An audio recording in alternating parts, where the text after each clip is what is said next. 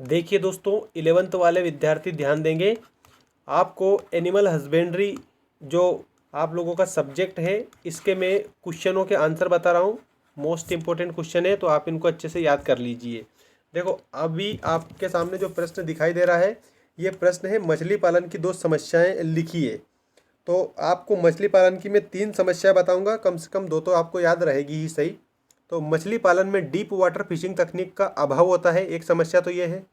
और दूसरी समस्या है सैनिटर व फाइटोसैनिटरी सॉरी सैनिटर व फाइटोसैनिटरी पैमाने पर खड़ा न उतरना। और इसके बाद में कुशल श्रमिकों का अभाव भी मत्स्य पालन की जो प्रमुख समस्या होती है। तो ये मछली पालन की प्रमुख 2 समस्याएं हैं, ये मैंने आपको बता दी है। अब इसके बाद नेक्स्ट क्वेश्चन आप देखिए। नेक्स्ट क्वेश्चन है आप लोगों का, देखो क्वेश्चन है आपका कि शुकर के जीवाणु जनित 2 रोग कौन कौन से हैं बताइए। तो ये जो शुकर है, इसके कारण जो जीवाणु जनित जो रोग है, एक तो होता है एंथ्रेक्स या गिल्टी, और दूसरा होता है लेप्टोस्पाइरोसिस। और इसके बाद में तीसरा है जो टिनियासिस जो होता है। ये 3 रोग है। उन्होंने कितने पूछे? 2 पूछे, और हमने आपको 3 बताए, तो कम से कम याद रहेंगे। इसके बाद में देखिए नेक्स्ट क्वेश्चन आप लोगों को मैं बता दूं कि विदेशी नस्ल की 2 बकरियों के नाम लिखिए। ये प्रश्न है, तो आपको याद रखना है अल्फाइन विदेशी नस्ल की बकरी है, टीगन विदेशी नस्ल की बकरी है, सानेन विदेशी नस्ल की बकरी है, और एग्लोनुलियन जो है, ये भी विदेशी नस्ल की बकरी है दोस्तों। ठीक, अब इसके बाद में आप लोगों को नेक्स्ट क्वेश्चन ध्यान रखना है कि वसा में घुलनशील विटामिन कौन कौन से होते हैं। तो ये एक ट्रिक है दोस्तों, याद रखना, ADEK, एडेक। ठीक है, ये वसा में घुलनशील विटामिन है।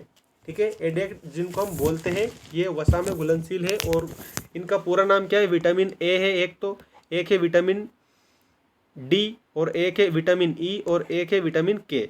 ठीक, तो ये वसा में घुलनशील विटामिन होते हैं दोस्तों। तो आप अच्छे से इनको ध्यान रखिएगा। और इसके बाद में अगले जो क्वेश्चन है, वो क्वेश्चन देख लीजिए। अगला क्वेश्चन आपके सामने है दोस्तों, स्क्रीन के सामने। आप अच्छे से इसको हल करिए। सारा उत्तर मैं आपको बता ही रहा हूँ। वैसे विटामिन के 3 कार्य बताइए। तो याद रखिए, विटामिन शरीर को आर्थिक रूप से ऊर्जा प्रदान करते हैं।